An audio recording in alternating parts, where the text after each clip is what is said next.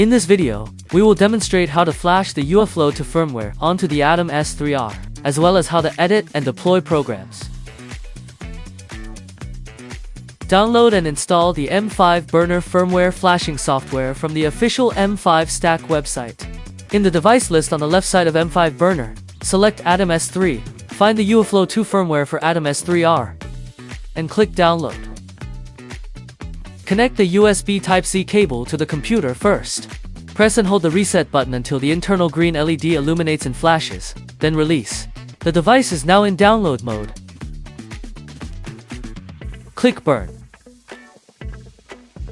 Enter the Wi-Fi and other related configuration information.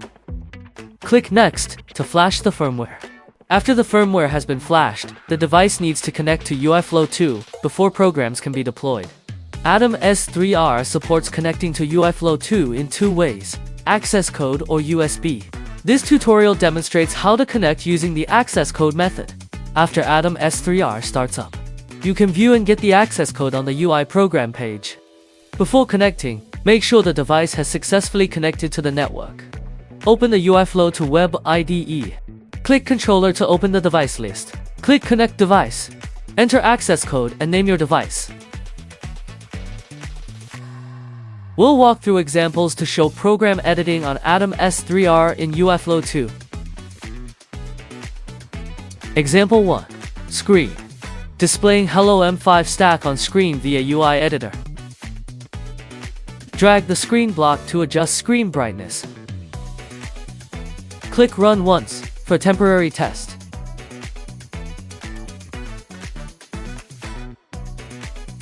Example 2. Button. Use button blockly to display the corresponding button status when pressed.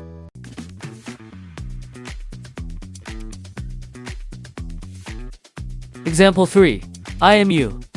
Use IMU blockly to display real-time angular velocity across all three axes.